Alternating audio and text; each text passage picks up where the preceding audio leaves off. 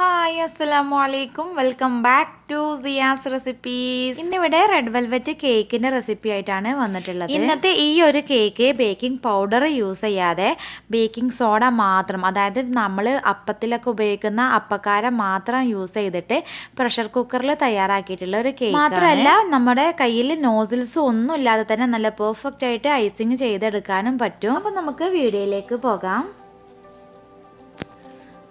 Red velvet cake തയ്യാറാക്കാൻ ബേസായിട്ട് വേണ്ടത് butter മിൽക്കാണ്. അപ്പോൾ അതിന് വേണ്ടി റൂം ടെമ്പറേച്ചറിലുള്ള 1/2 കപ്പ് മിൽക്ക് എടുത്തിട്ടുണ്ട്. അതിലേക്ക് 1 ടീസ്പൂണ് വിനീഗറും കൂടി ചേർത്ത് കൊടുത്തിട്ട് നന്നായിട്ട് മിക്സ് ചെയ്തിട്ട് മാറ്റി വെക്കാം. ഇനി ഡ്രൈ ഇൻഗ്രീഡിയൻസ് തരിച്ചു മാറ്റാം. അതിന് വേണ്ടി 1 കപ്പ് മൈദ എടുത്തിട്ടുണ്ട്. ഇതിലേക്ക് 1 ടീസ്പൂണ് കളർ കുറഞ്ഞിട്ടുള്ള കൊക്കോ പൗഡർ ചേർത്ത് കൊടുക്കുക. അതുപോലെ തന്നെ 1/2 ടീസ്പൂണ് അപ്പക്കാരം ബേക്കിംഗ് സോഡയാണ് ചേർത്ത് കൊടുക്കുന്നത്. ഇതെല്ലാം കൂടി ചേർത്ത് കൊടുത്തിട്ട് നന്നായിട്ടൊന്ന് മിക്സ് ചെയ്ത് മാറ്റി വെക്കാം. നമ്മൾ ഒരു തവണ തരിച്ചെടുത്തിട്ട് ഇതുപോലെ ഒരു വിസ്ക് വെച്ചിട്ട് നന്നായിട്ടൊന്ന് മിക്സ് ചെയ്ത് കൊടുക്കുകയാണ്. അല്ലാന്നുണ്ടെങ്കിൽ 3 തവണ തരിച്ചു മാറ്റാം. നെക്സ്റ്റ് വെറ്റ് ഇൻഗ്രീഡിയൻസ് ആണ്. അപ്പോൾ ഞാനിവിടെ 4 എഗ്ഗ് എടുത്തിട്ടുണ്ട്. എഗ് യോക്കും എഗ് വൈറ്റും സെപ്പറേറ്റ് ആക്കിയിട്ടുണ്ട്. എഗ് വൈറ്റിലേക്ക് 1 പിഞ്ച് സാൾട്ട് ചേർത്ത് കൊടുക്കാം. എന്നിട്ട് നന്നായിട്ടൊന്ന് ബീറ്റ് ചെയ്യാം. അത്യാവശ്യം ബീറ്റ് ചെയ്തിട്ട് ഒന്ന് പതഞ്ഞ് പൊന്തിയതിന് ശേഷം ഇതിലേക്ക് 1 കപ്പ് പൊടിച്ച പഞ്ചസാര ചേർത്ത് കൊടുക്കാം. കുറേശ്ശെ വേണം ചേർത്ത് കൊടുക്കാൻ. എന്നിട്ട് ഇതുപോലെ സ്റ്റിഫായിട്ട് ബീറ്റ് ചെയ്യാം. ഇനി എഗ് യോക്കിലേക്ക് 1 ടീസ്പൂണ് വാനില എസൻസ് ചേർത്ത് കൊടുക്കുന്നുണ്ട്. എഗ് യോക്കിലേക്ക് നമ്മൾ മിക്സ് ചെയ്യുമ്പോൾ തന്നെ വാനില എസൻസ് ചേർത്ത് കൊടുക്കുക. പിന്നെ മിക്സ് ചെയ്യുമ്പോൾ ലോ സ്പീഡിലിട്ടിട്ട് വേണം മിക്സ് ചെയ്യാൻ. ഇപ്പം നമ്മൾ തുടക്കത്തിൽ തന്നെ വാനില എസൻസ് ചേർത്ത് കൊടുത്തിട്ടുണ്ടെങ്കിൽ എഗ്ഗിൻ്റെ സ്മെല്ലൊക്കെ ഉണ്ടെന്നുണ്ടെങ്കിൽ പോയി കിട്ടും. എന്നിട്ട് നന്നായിട്ടൊന്ന് മിക്സ് ചെയ്ത് കൊടുക്കാം. ഇനി ഞാൻ ഈ മിക്സിലേക്ക് 1/4 കപ്പ് ഓയിൽ ചേർത്ത് കൊടുക്കുകയാണ്. 1/4 കപ്പ് ഓയിൽ കുറേശ്ശെ ചേർത്ത് കൊടുക്കുക. ലോ സ്പീഡിൽ ഇട്ടിട്ട് ബീറ്റ് ചെയ്തെടുക്കാം. അതിനുശേഷം നമ്മൾ ബട്ടർ മിൽക്ക് ആക്കാൻ വേണ്ടിയിട്ട് വെച്ച മിൽക്ക് ഇവിടെ ബട്ടർ മിൽക്ക് ആയിട്ടുണ്ട്. അതിലേക്ക് ഞാൻ കുറച്ച് ഫുഡ് കളർ ചേർത്ത് കൊടുക്കുകയാണ്. റെഡ് വെൽവെറ്റ് കേക്ക് ആകുമ്പോൾ എന്തായാലും റെഡ് ഫുഡ് കളർ അത്യാവശ്യമാണ്. അപ്പോൾ റെഡ് ഫുഡ് കളർ നമ്മൾ ആവശ്യത്തിന് ചേർക്കുക. ഞാനിവിടെ 1 ടീസ്പൂണാണ് റെഡ് ഫുഡ് കളർ ചേർത്ത് കൊടുത്തിട്ടുള്ളത്. പിന്നെ ഇത് ലിക്വിഡ് കളറാണ്. നന്നായിട്ട് മിക്സ് ചെയ്ത് കൊടുക്കാം.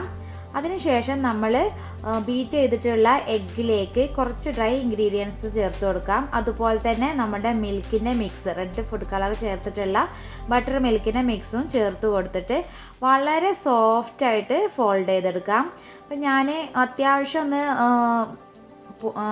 ഡ്രൈ ഇൻഗ്രീഡിയൻസ് മിക്സ് ആയതിന് ശേഷമാണ് മിൽക്ക് ചേർത്ത് കൊടുത്തിട്ട് മിക്സ് ചെയ്തെടുക്കുന്നത്. ഇതുപോലെ 2-3 തവണ നമ്മൾ മാറ്റി മിക്സ് ചെയ്ത് കൊടുക്കുക. അതായത് ഇപ്പം ഫസ്റ്റ് കുറച്ച് മൈദൻ്റെ മിക്സ് ചേർത്ത് കൊടുത്തു. അതിനുശേഷം റെഡ് വെൽവെറ്റിൻ്റെ മിൽക്ക് മിക്സ് ഞാൻ ചേർത്ത് കൊടുത്തിട്ട് ഇതുപോലെ ഒന്ന് ഫോൾഡ് ചെയ്തെടുക്കുകയാണ്. എന്നിട്ട് വീണ്ടും മൈദ മിക്സ് ചേർത്ത് കൊടുക്കും. എന്നിട്ട് വീണ്ടും മിൽക്ക് ചേർത്ത് കൊടുക്കും. അങ്ങനെ 2-3 പ്രാവശ്യമായിട്ട് മിക്സ് ചെയ്തിട്ട് മാറ്റാണ്. ഒന്നാകെ അങ്ങോട്ട് കുത്തി കലക്കി അങ്ങോട്ടേക്ക് മിക്സ് ചെയ്യാൻ പറ്റൂല. അങ്ങനെ മിക്സ് ചെയ്തിട്ടുണ്ടെന്നുണ്ടെങ്കിൽ കേക്കിൻ്റെ നടുഭാഗം കുഴിഞ്ഞു പോകും. അപ്പോൾ ഈ ഒരു മെത്തേഡിൽ ഞാനിവിടെ സ്പീഡ് കാണിക്കാതെ വളരെ സ്ലോയിലാണ് ഈ വീഡിയോ ചെയ്തിട്ടുള്ളത്. അപ്പോൾ ഈ ഒരു മെത്തേഡിൽ നിങ്ങൾ ചെയ്തെടുക്കുകയാണെന്നുണ്ടെങ്കിൽ നല്ല പെർഫെക്റ്റ് ആയിട്ട് നല്ല പൊങ്ങി വരുന്ന സോഫ്റ്റ് ആയിട്ടുള്ള റെഡ് വെൽവെറ്റ് കേക്ക് നമുക്ക് തയ്യാറാക്കിയെടുക്കാൻ പറ്റും. അപ്പോൾ അങ്ങനെ 2-3 പ്രാവശ്യമായിട്ട് മിക്സ് ചെയ്തിട്ട് ഞാനിവിടെ റെഡ് വെൽവെറ്റ് കേക്കിൻ്റെ ബാറ്റർ ഇവിടെ തയ്യാറാക്കിയിട്ടുണ്ട്. പിന്നെ കുക്കറിലാണ് ബേക്ക് ചെയ്തെടുക്കുന്നത്. അപ്പോൾ താഴ്ഭാഗത്ത് ബട്ടർ പേപ്പർ വെച്ച് കൊടുത്തിട്ടുണ്ട്. സൈഡ്സിലും ബട്ടർ പേപ്പറിലായിട്ട് കുറച്ച് ഓയിൽ സ്പ്രെഡ് ചെയ്തിട്ടുണ്ട്.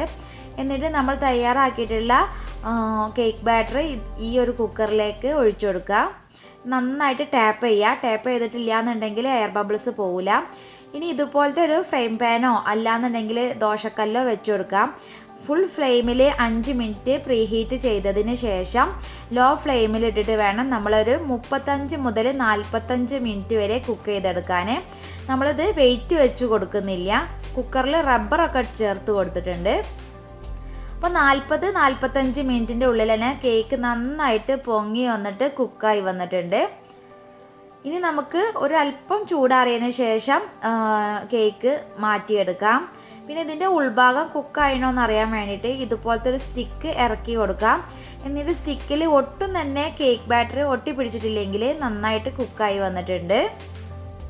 അപ്പോൾ ഇനി എല്ലാ വീട്ടമ്മമാർക്കും വളരെ സിമ്പിളായിട്ട് ബേക്കിംഗ് പൗഡർ ഒന്നുമില്ലാതെ സാധാ പ്രഷർ കുക്കറിൽ വളരെ സോഫ്റ്റ് ആയിട്ടുള്ള റെഡ് വെൽവെറ്റ് കേക്ക് തയ്യാറാക്കാവുന്നതേ ഉള്ളൂ. ഇനി ഇതിൻ്റെ ഫ്രോസ്റ്റിംഗ് എങ്ങനെയെന്ന് നോക്കാം.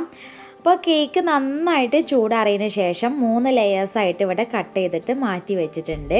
പിന്നെ കേക്ക് ബോർഡ് ഇവിടെ റെഡി ആയിട്ടുണ്ട്. പിന്നെ ഉള്ളിൽ കൊടുക്കുന്ന ഫില്ലിങ്സ് എന്ന് പറഞ്ഞാൽ കുറച്ച് നട്ട്സ് ക്രഷ് ചെയ്തതാണ്. പിന്നെ വിപ്പിംഗ് ക്രീമും കുറച്ച് ഷുഗർ സിറപ്പാണ്. 1 കപ്പ് വെള്ളത്തിൽ 1/2 കപ്പ് പഞ്ചസാര ഇട്ടിട്ട് നന്നായിട്ട് തിളപ്പിച്ചെടുക്കണം. അപ്പോൾ തണുത്തതിന് ശേഷം മാത്രമേ കേക്കിൽ നമ്മൾ സ്പ്രെഡ് ചെയ്യാൻ പറ്റുള്ളൂ. ഇങ്ങനെ ചെയ്തിട്ടുള്ള കേക്ക്സിന് കൂടുതൽ വേറൊരു നല്ലൊരു ടേസ്റ്റ് കിട്ടുന്നുണ്ട്. അപ്പോൾ പച്ചവെള്ളത്തിൽ ചെയ്യുന്നേക്കാളും കുറച്ചും കൂടി ടേസ്റ്റ് കിട്ടുന്നത് ഈ ഒരു രീതിയിൽ ചെയ്തെടുക്കുമ്പോഴാണ്. അപ്പോൾ ഇങ്ങനെ ചെയ്തിട്ടില്ല എന്നുണ്ടെങ്കിൽ നിങ്ങളൊന്ന് ട്രൈ ചെയ്ത് നോക്കണ്ടേ. നന്നായിട്ട് കേക്ക് വെറ്റ് ചെയ്തെടുക്കാം. കേക്ക് നന്നായിട്ട് വെറ്റ് ചെയ്തതിന് ശേഷം മാത്രമേ നമ്മൾ അതിൻ്റെ മുകളിലായിട്ട് കുറച്ച് വിപ്പിംഗ് ക്രീം സ്പ്രെഡ് ചെയ്ത് കൊടുക്കാൻ പറ്റുള്ളൂ. അപ്പോൾ ബിഗിനേഴ്സൊക്കെ ആണെന്നുണ്ടെങ്കിൽ ഇതുപോലെ പൈപ്പിംഗ് ബാഗിൽ സ്പ്രെഡ് ചെയ്ത് കൊടുക്കുക. അങ്ങനെ ആകുമ്പോൾ പെട്ടെന്ന് തന്നെ എളുപ്പത്തിൽ ചെയ്തെടുക്കാനും പറ്റും. എല്ലാ ഭാഗത്തും ഈക്വൽ ആക്കാൻ വേണ്ടിയിട്ട് ഒരു ഐസിങ് നൈഫ് വെച്ചിട്ട് ക്ലിയർ ആക്കി കൊടുക്കാം. നമ്മൾ മുകൾ ഭാഗം ലെവലാക്കുന്ന കൂട്ടത്തിൽ സൈഡ്സും ലെവലാക്കി കൊടുക്കണം. ഇതിൻ്റെ മുകളിൽ കുറച്ച് നട്ട്സ് ചോപ്പ് ചെയ്തതും വൈറ്റ് ചോക്ലേറ്റും ക്രഷ് ചെയ്തതും ചേർത്ത് കൊടുക്കുന്നുണ്ട്. അതിനുശേഷം സെക്കൻഡ് ലെയർ വെച്ച് കൊടുക്കാം. നമ്മൾ ഫസ്റ്റ് ലെയറിൽ എങ്ങനെയാണോ ചെയ്തത് ആ സെയിം മെത്തേഡ് തന്നെയാണ് സെക്കൻഡ് ലെയറും ചെയ്തെടുക്കുന്നത്. കേക്ക്സിൽ നമ്മൾ 1-2 കാര്യങ്ങൾ നന്നായിട്ട് ശ്രദ്ധിച്ചാൽ മതി. കേക്ക് നമ്മൾ നന്നായിട്ട് ഷുഗർ സിറപ്പ് വെച്ചിട്ട് വെറ്റ് ചെയ്തെടുക്കണം. പിന്നെ ഉള്ളിൽ കൊടുക്കുന്ന ഫില്ലിങ്സ് നമ്മൾ ഡിഫറെൻ്റ് ആക്കി കൊടുക്കുക. അങ്ങനെ ആകുമ്പോൾ കേക്ക്സിന് കൂടുതൽ ടേസ്റ്റ് ഉണ്ടായിരിക്കും. പിന്നെ കേക്ക്സൊക്കെ ഒരു 5-6 മണിക്കൂർ ഫ്രിഡ്ജിൽ വെച്ച് തണുത്തതിന് ശേഷം കഴിക്കുക. അങ്ങനെ ആകുമ്പോഴും കേക്കിന് നല്ലൊരു ടേസ്റ്റ് തന്നെ ആയിരിക്കും. വായിലിട്ടാൽ അലിഞ്ഞ് പോകുന്നതെന്നൊക്കെ പറഞ്ഞ ടേസ്റ്റ് തന്നെ ആയിരിക്കും.